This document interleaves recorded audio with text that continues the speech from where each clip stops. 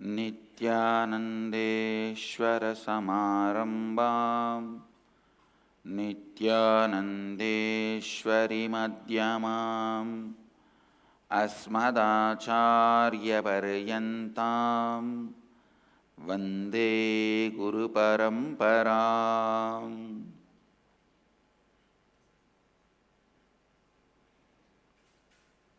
I welcome all of you with my love and respects. I welcome all the devotees, disciples, Samajis, Satsangis, Shri Mahants, Mahants, Kotari, Tanedar, visitors, viewers, everyone sitting with us through Nityananda TV, Sadhana TV, RA TV and two-way video conferencing, having Nayanadiksha, cities sitting with us, having Nayanadiksha in two-way video conferencing, Houston Adinam, Singapore Adinam, Puduvai Adinam, Manhattan, New York Varanasi, Calgary Amarnath, Charlotte Srisailam, Trinidad Tobago, Los Angeles Sherman Oaks, China, Hong Kong, Sirgari, Los Angeles Adinam, St. Louis Adinam, Alice Springs, Australia, Oklahoma Adinam, Ohio Adinam, Mill Valley Vairavan Goyil, San Jose Adinam, New Jersey Omkareshwar, Seattle Adinam, Toronto Adinam, Ohio Adinam, Oklahoma Adinam, Kuala Lumpur Adinam, Vancouver, Bhubaneswar, Thiruvanmiyur Adinam, and some more cities are joining. I welcome all of you with my love and respects.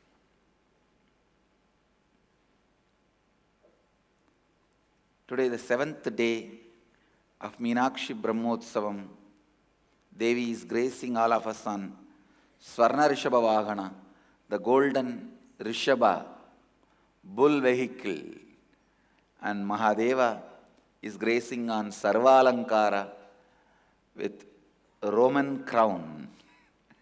Only in Madurai temple, even the cultures which came later, the best parts of those cultures were observed into the worship and tradition. So the crown he is wearing is actually a Roman style crown. The tradition says once the Roman king came to Madurai on a friendly visit and offered his crown to Sundareshwara. From that time, the tradition of putting Roman crown on Sundareshwara exists, and still the original crown is there in the temple as it is. It's maintained and preserved. Still Sundareshwara uses that crown once in a while. And let's receive their grace on this day.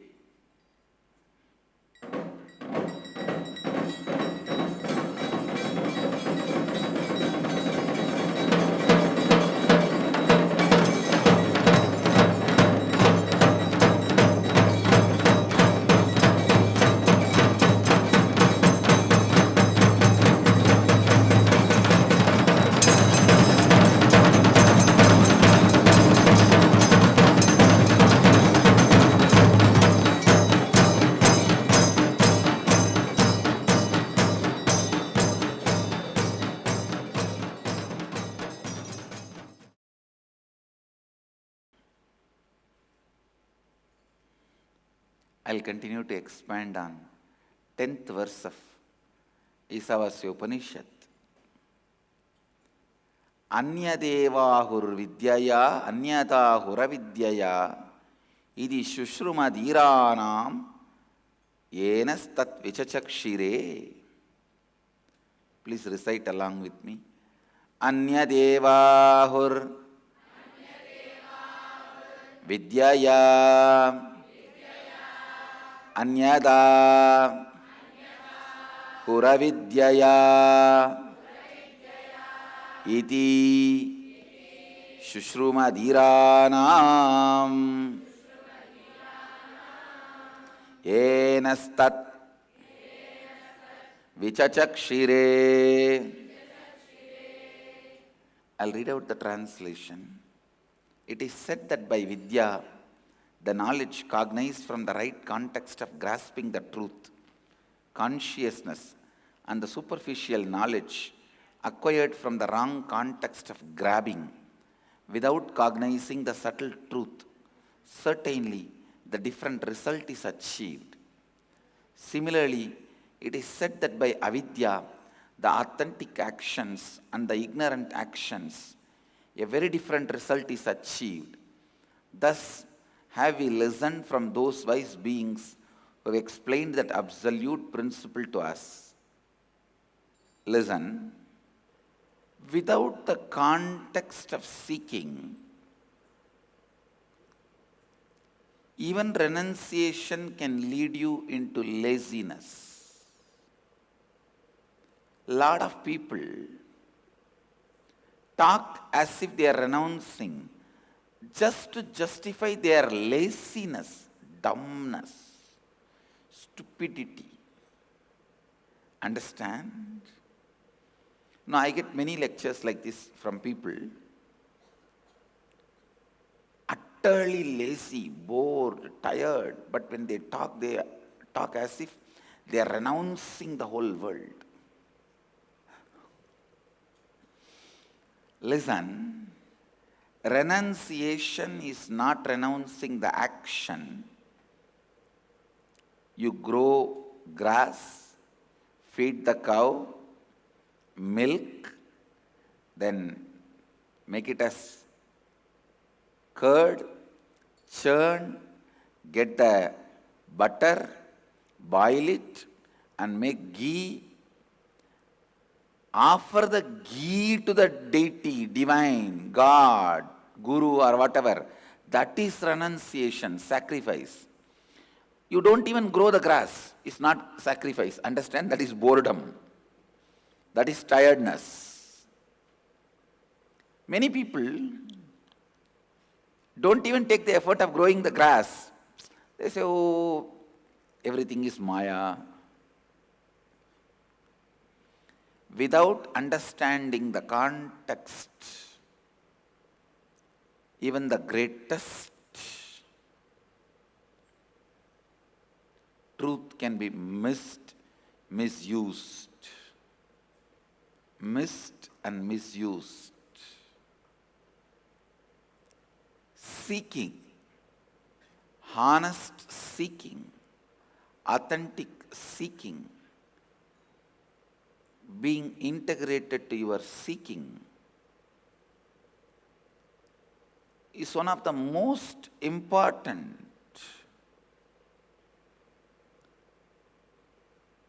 alignment you need to do in your life every day. Because it is only by seeking your being is kept in the most possible, highest peak awareness, in the most possible, highest peak awareness. So listen, keep the seeking alive.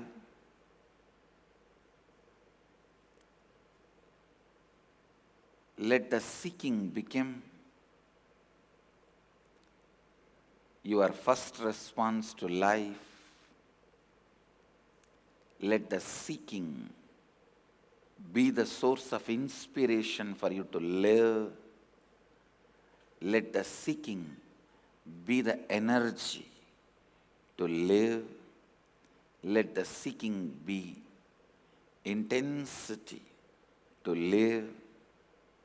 Anyadeva hurvidyaya anyata huravidyaya iti shushrumadhiranam enastat vichachakshire. Without the context of seeking, the most subtle truths are never cognized.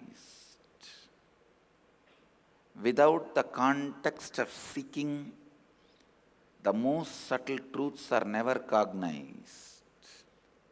cognizing the most subtle truths in the right context happens only by you keeping your seeking alive. Everything, deity worship, attending satsang, reading the scripture, doing voluntary service, pranayama, yoga, spiritual practice, whatever you are doing should strengthen your seeking, should make you a more and more strong seeker. Depth of your seeking should be increased. Don't ever think without seeking any higher thing can be achieved. No. Every higher thing is achieved only by seeking. I just want to dedicate 1 or 2 days continuously to repeat the importance of seeking, so that even if you have missed,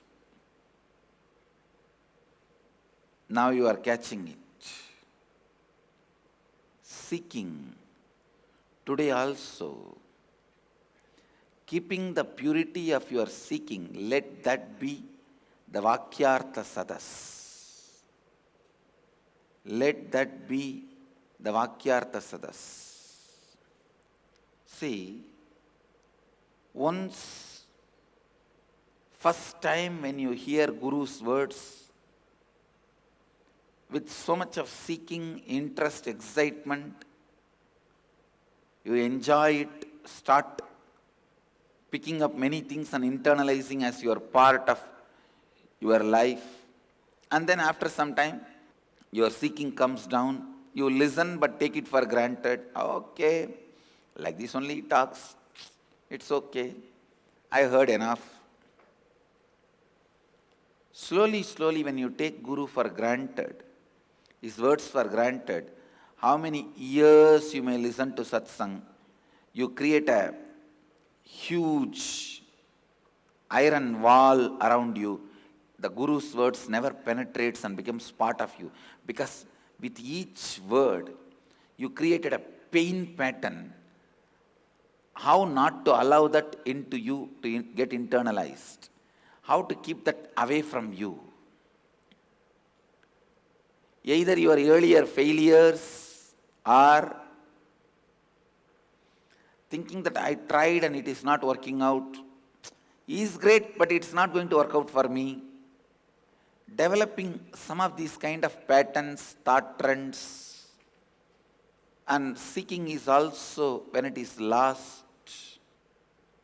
Even if you live around the master for years, listening to satsang for years, nothing happens to you. You have become a dangerously untrainable, non-transformable. Understand? Taking the master's words for granted, not taking them into your heart and making your life aligned to it, not using the words of the master and reinventing your life and re-strategizing is the worst thing can happen to you, because, listen, because other than the master's words, there is no anchor available to planet Earth. Please understand, anybody who is drowned in the ocean of samsara, the ocean of delusion and bondage, the only anchor available to raise yourself to the next level is master's words. From the other plane of existence, the only bridge available to this plane, this universe, is an enlightened master's words. If you don't catch that and raise yourself, nothing else, no puja, no meditation, no spiritual practice can help you. The highest spiritual practice is catching the Master's words, constantly reinventing yourself and re-strategizing yourself. Reinventing and re-strategizing yourself is the only way. Re-strategizing yourself with every Master's words, reinventing yourself with every word of the Master is seeking. If your seeking is alive, you will go on reinventing yourself. You will raise yourself by yourself. You will be so alive, so active. Understand? You will be so brilliant, so energetic. Because seeking is the most powerful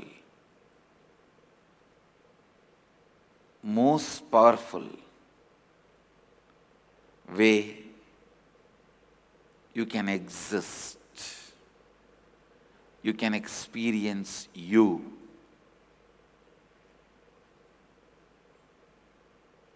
So again, the subject for today's Vakyartha Sadas, I wanted it to be keeping your seeking pure and how not to take Master's words for granted. How not to take him for granted, take his words for granted. I wanted this to be your subject for Vakyartha Sadas today. So with this, I bless you all. Let you all radiate with integrity, authenticity, responsibility, enriching, causing, living Advaita, the eternal bliss, Nityananda. Thank you. Be blissful. Nityananda Dhyana Peetham, Nityananda Nagar, off Mysore Road, Bidadi, Bengaluru. Phone 08027279999. www.nityananda.org. www.youtube.com/lifeblissfoundation